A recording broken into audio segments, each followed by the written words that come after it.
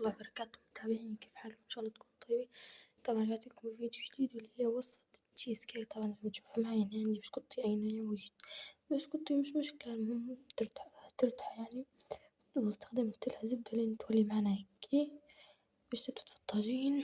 وهنا عندي شوكولاتة سايلة دوبتها، هنا عندي جوز هند، هنا عندي لوز، طبعا اختيار لوز أو جوز هند باش أنا حبيت نجربهم زوز مع بعض. هنا عندي كريم شانتيه، حنحكي لكم في الوصفة متاعها بس شوية. هنا عندي استخدمت الطاجين، لو تبوا كمية أكتر أو أكبر يعني تقدروا تزيدوا بسكوتي، تزيدوا كريم شانتيه، بس أنا الكريم شانتيه بتاعي شوية استخدمت لها الطاجين هذا. طبعا أول حاجة الكريم شانتيه عبارة عن كريم شانتيه وحليب مبرد في الفريز وعلبة قشطة وحليب نسلة، بس انتوا تقدروا تستخدموا كريم شانتيه وحليب فقط، بس عادي تقدروا تستخدموا كريم شانتيه ونسلة عادي، تقدروا تستخدموا قشطة وكريم شانتيه وحليب نسلة مع بعضهم عادي، يعني أنا استخدمتهم هيكي. طبعا هنا هادي حليب نسلة استخدمت منها كاشيك شوية ونرجع لكم. طبعا لو أحسن تستخدموا بسكوت مرسوم عليه متاع شاي، طبعا حنضيفها لكم في الصورة في نهاية الفيديو حتشوفوه. شوفوا معي طبعا كده شوية ناقصه. طبعا قولوا كيف حالكم، ماشي في قعدت ننزل فيديوهات شورت بس هنا عشان حصلت أفكار بس توي الحمد لله كنت خنصور لكم. حنحطه بسكوتي في الطاجين زي ما تشوفوا معي، نرجع لكم. طبعا ضفت عليه ورق زبدة اختياري، ما جتش القصة مساوية زي ما تشوفوا معي، بس عادي يعني ورق زبدة اختياري، بس أنا الطاجين لازم تاخدوه جامزة توا، أو يفتح من الجنب عادي مش مشكلة، من الجنب أو ينقام فوق، بس هو الينقام أحسن. حنحط بسكوتي ونرجع لكم. طبعا هيك بعد ما ضفت بسكوتي في الطاجين وسويته، بس لما نطلعوه هيك شوي بشوي، بعدين هذه الطريقة إن شاء الله حنديرها قدامكم. طبعا ضفت حاجة جديدة، أفتح لكم شوي. ضفت حاجة جديدة فنتمنى منكم تقولوا لي شنو هي، انتم متابعيني. طبعا هيك طفيت شوي تركزوا على شنو هي، وولعنا الضي من جديد باش تسوى الصورة. حنضيف الكريمة طبعا زي ما قلت لكم، ضفت عليها البسكوتي، والبسكوتي ضفت عليه كمية زبدة لين يبدأ يتماسك معاي. طبعا منبوش عجينة هلبة ومنبوش متوسط يعني. كريمة الشانتيه حنوريكم قوامها، شوفوا معاي. طبعا بكري حطيتها في الفريز مرتين، فهي لازم تجينا تقيلة شوية هيك زي ما تشوفوا معاي. حنحطها ونرجع لكم. طبعا هيك بعد ما حطيتها وسويت الكريمة غطيت بها البسكوت كامل، شوفوا معاي كيف ارتفاعها، ولا ارتفعت بكمية البسكوت وكمية الكريمة يعني جتني كويسة، وانا حبيت يجيني منفوخ.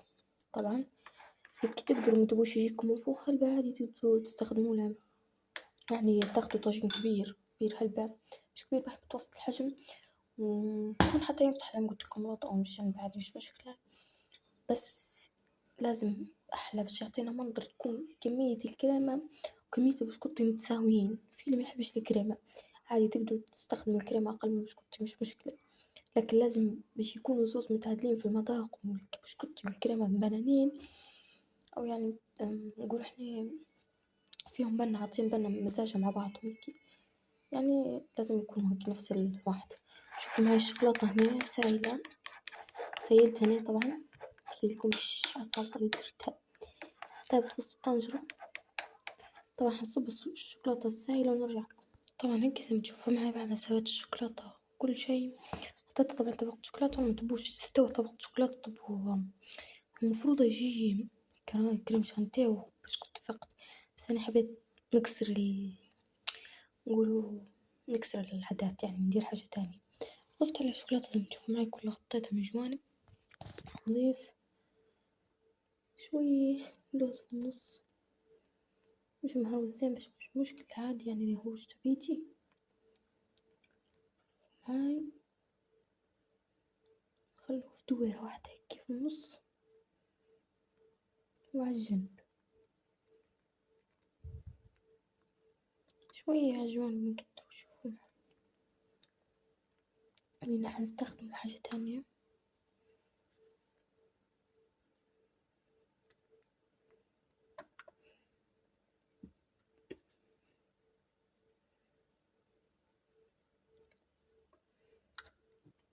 شوفوا معي كملتهم كلهم من جوانب.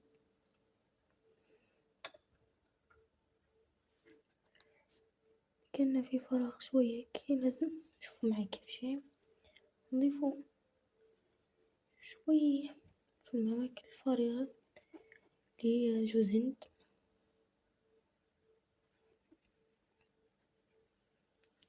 طبعا اللمسات السحرية لازم يكون فيديو فهم، مش فيديوهات يعني.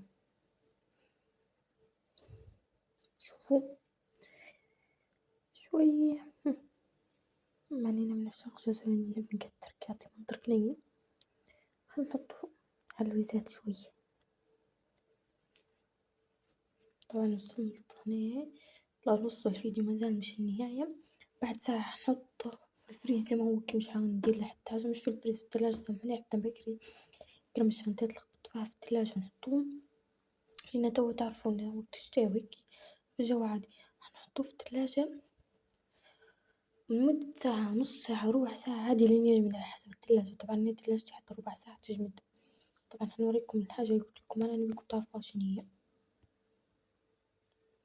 شوفوا معايا، استنوا شوي بس، هيك ألوان طبيعية هادي، اصبروا شوي هنديرها ونرجع لكم. شوفوا توا هي تظهر يعني العلامة، شوفوا. طبعا هيك قلتلكم طبعا حطوه في الفريز. طبعا دكي يقولي شنو هي الحاجة اللي أنا ضفتها في المطبخ بتاعي. شفتوا كيف لازم يجي مساوي كلها. نحطه ساعة، نص ساعة، ربع ساعة، لين ما يجمد ونرجع لكم. لنهاية هذا الفيديو شوفوا معاي كيف قوامها طلعت نفس متساوية، الكريمة متساوية مع البسكوتي طبعا، وطبقة الشوكولاتة عليهم جمدت شوية، يعني مش جمدت هلبة بس جمدت شوية يعني. شوفوا معاي كيف لما نمسوهم ندير صوت شوية، نوريكم كيف نقصها مع بعضنا. شوفوا كذا سنة فيكم بيكم تحذوا الحاجة اللي صايرة. طبعا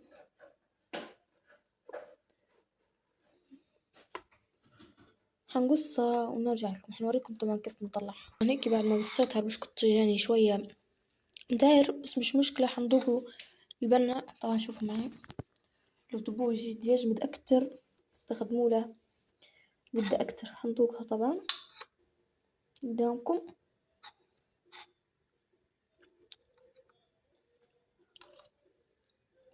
ما فيها شي، بنات عادية ذوقوها بالبسكوت.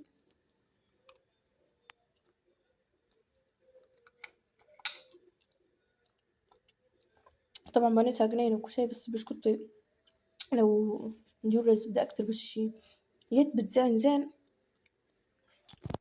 هذا نهاية الفيديو، ما تنسوش لايك واشتراك، والسلام عليكم.